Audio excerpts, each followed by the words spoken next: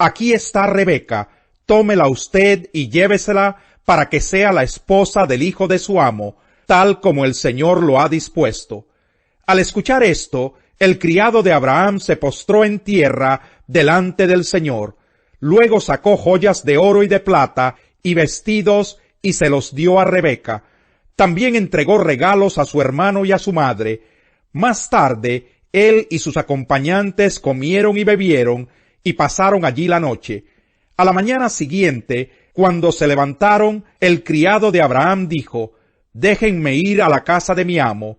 Pero el hermano y la madre de Rebeca le respondieron: «Que se quede la joven con nosotros unos 10 días, y luego podrás irte». «No me detengan», repuso el criado, «el Señor ha prosperado mi viaje, así que déjenme ir a la casa de mi amo».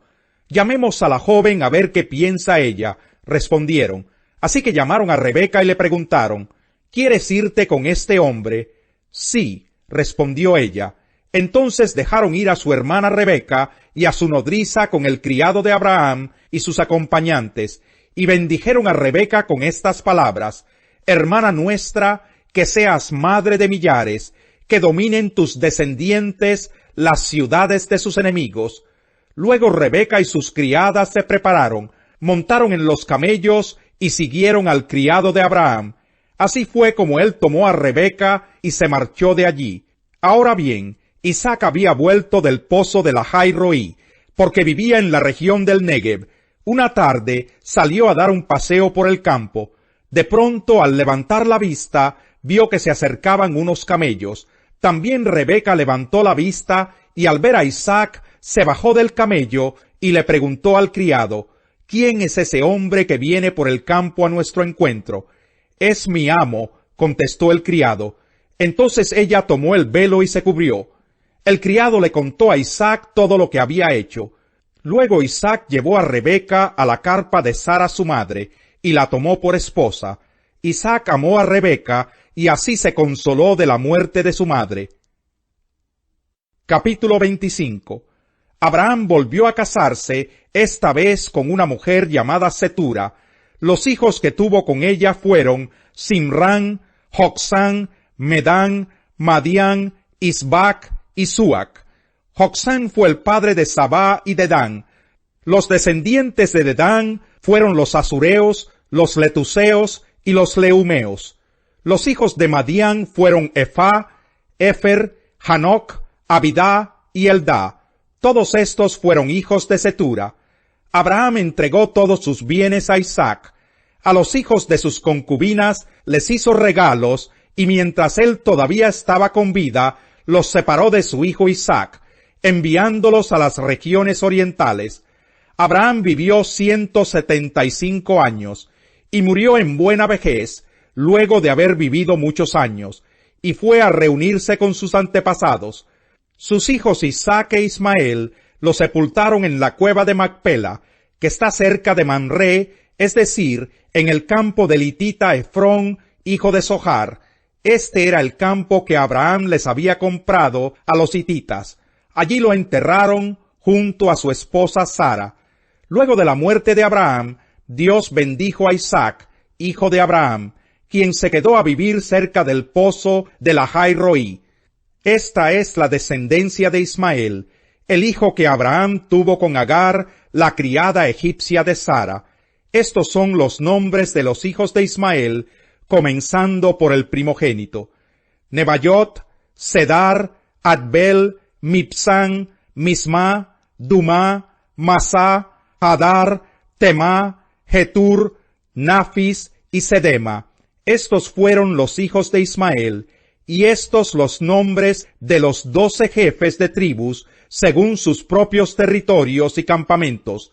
Ismael vivió 137 años. Al morir fue a reunirse con sus antepasados. Sus descendientes se quedaron a vivir en la región que está entre Javilá y Sur, cerca de Egipto, en la ruta que conduce a Asiria. Allí se establecieron en franca oposición a todos sus hermanos. Esta es la historia de Isaac, el hijo que tuvo Abraham. Isaac tenía 40 años cuando se casó con Rebeca, que era hija de Betuel y hermana de Labán. Betuel y Labán eran arameos de Padán Aram. Isaac oró al Señor en favor de su esposa, porque era estéril. El Señor oyó su oración y ella quedó embarazada. Pero como los niños luchaban dentro de su seno, ella se preguntó, si esto va a seguir así, ¿para qué sigo viviendo? Entonces fue a consultar al Señor, y él le contestó, 2 naciones hay en tu seno, 2 pueblos se dividen desde tus entrañas, uno será más fuerte que el otro, y el mayor servirá al menor.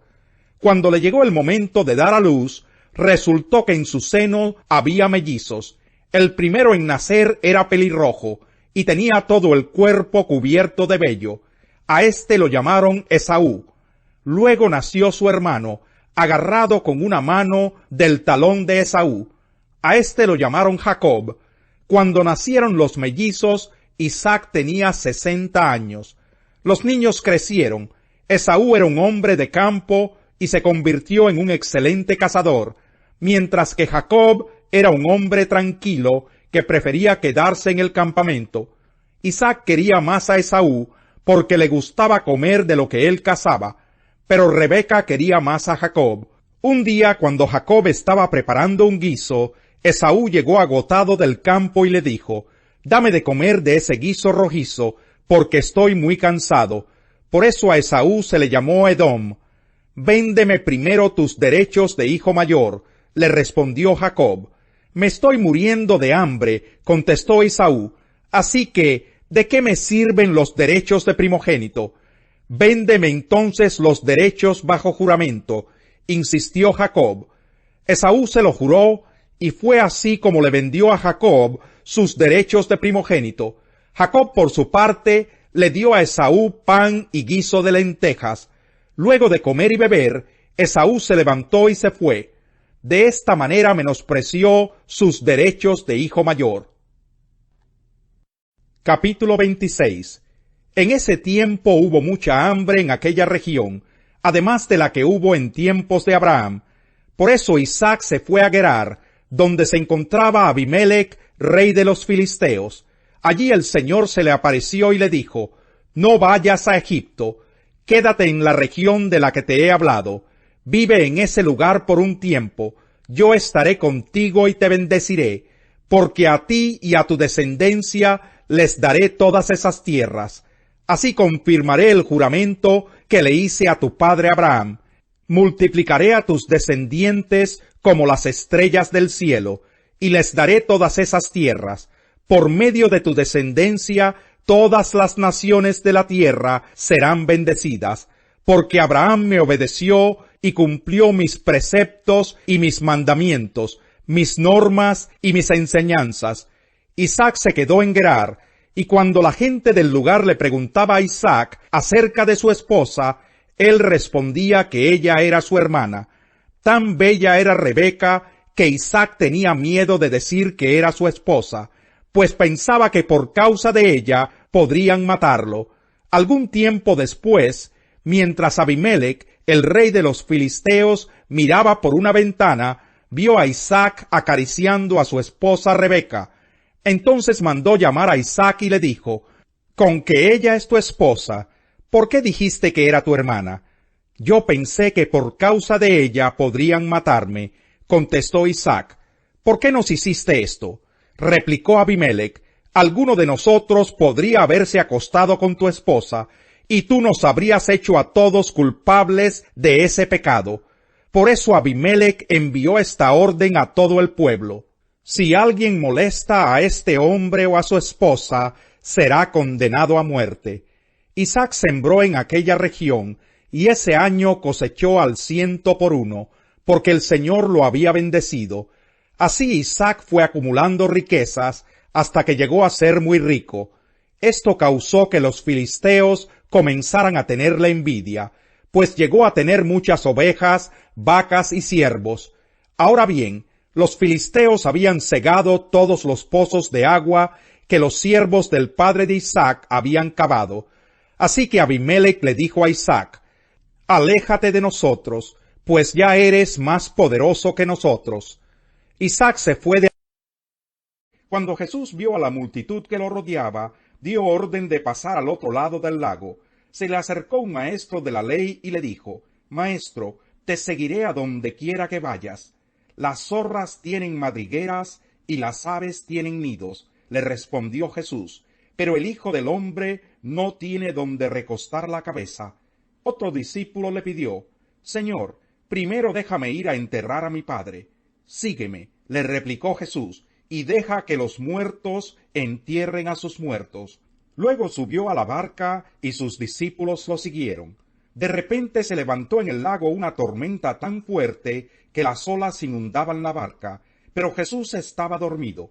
Los discípulos fueron a despertarlo. Señor, gritaron, sálvanos, que nos vamos a ahogar. Hombres de poca fe, les contestó, ¿por qué tienen tanto miedo? Entonces se levantó y reprendió a los vientos y a las olas, y todo quedó completamente tranquilo. Los discípulos no salían de su asombro, y decían, ¿qué clase de hombre es este que hasta los vientos y las olas le obedecen? Cuando Jesús llegó al otro lado, a la región de los Gadarenos, 2 endemoniados le salieron al encuentro de entre los sepulcros. Eran tan violentos que nadie se atrevía a pasar por aquel camino. De pronto le gritaron: ¿Por qué te entrometes, Hijo de Dios? ¿Has venido aquí a atormentarnos antes del tiempo señalado? A cierta distancia de ellos estaba paciendo una gran manada de cerdos. Los demonios le rogaron a Jesús: si nos expulsas, mándanos a la manada de cerdos. Vayan, les dijo. Así que salieron de los hombres y entraron en los cerdos, y toda la manada se precipitó al lago por el despeñadero y murió en el agua. Los que cuidaban los cerdos salieron corriendo al pueblo y dieron aviso de todo, incluso de lo que les había sucedido a los endemoniados. Entonces todos los del pueblo fueron al encuentro de Jesús, y cuando lo vieron, le suplicaron que se alejara de esa región. Salmo 10. ¿Por qué, Señor, te mantienes distante? ¿Por qué te escondes en momentos de angustia? Con arrogancia persigue el malvado al indefenso, pero se enredará en sus propias artimañas. El malvado hace alarde de su propia codicia, alaba al ambicioso y menosprecia al Señor. El malvado levanta insolente la nariz y no da lugar a Dios en sus pensamientos. Todas sus empresas son siempre exitosas. Tan altos y alejados de él están tus juicios, que se burla de todos sus enemigos, y se dice a sí mismo: nada me hará caer, siempre seré feliz, nunca tendré problemas. Llena está su boca de maldiciones, de mentiras y amenazas, bajo su lengua esconde maldad y violencia, se pone al acecho en las aldeas, se esconde en espera de sus víctimas, y asesina a mansalva al inocente, cual león en su guarida se agazapa, listo para atrapar al indefenso, le cae encima y lo arrastra en su red. Bajo el peso de su poder, sus víctimas caen por tierra. Se dice a sí mismo: Dios se ha olvidado. Se cubre el rostro, nunca ve nada. Levántate, Señor. Levanta, oh Dios, tu brazo. No te olvides de los indefensos. ¿Por qué te ha de menospreciar el malvado? ¿Por qué ha de pensar que no lo llamarás a cuentas? Pero tú ves la opresión y la violencia, las tomas en cuenta y te harás cargo de ellas. Las víctimas confían en ti, tú eres la ayuda de los huérfanos. Rómpeles el brazo al malvado y al impío, pídeles cuentas de su maldad y haz que desaparezcan por completo. La memoria de los justos es una bendición, pero la fama de los malvados será pasto de los gusanos. El de sabio corazón acata las órdenes, pero el necio y rezongón va camino al desastre.